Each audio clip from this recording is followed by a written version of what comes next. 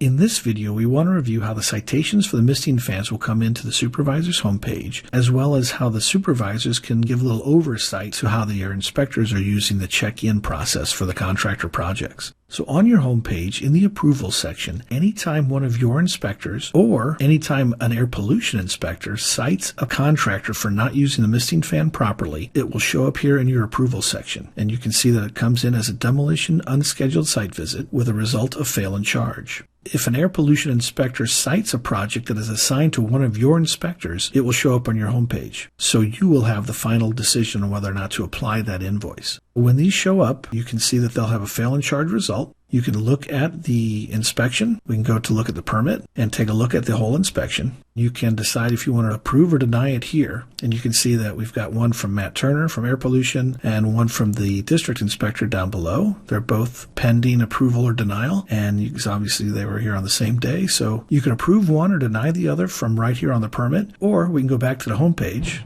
and approve or deny here.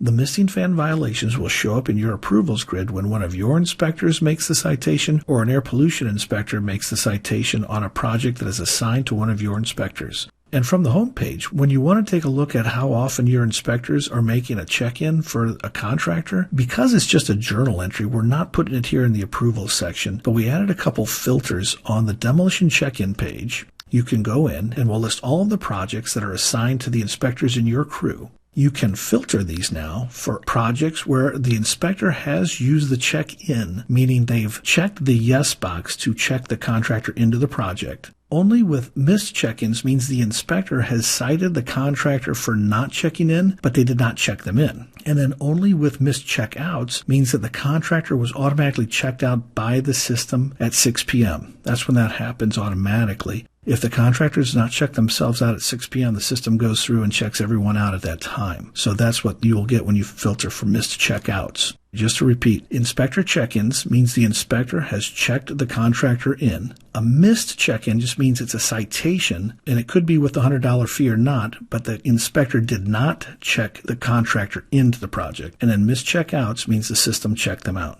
So let's filter for missed check-ins, meaning we're going to get both contractors signed in or not. And we can expand these, and you can scroll down to the missed check-in report section. You can see the inspector who cited it, their notes, and whether or not they indicated that $100 should be deducted from their project.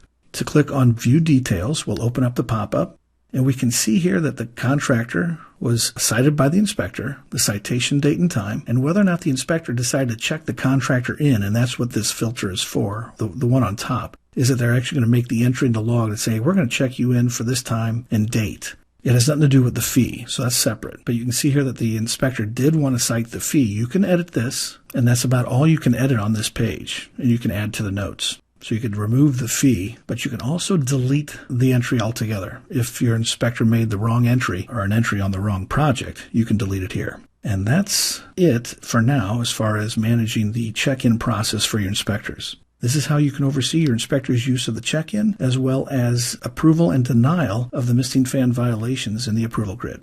Thank you for your time, and I hope this has been helpful. Let me know if you have any questions.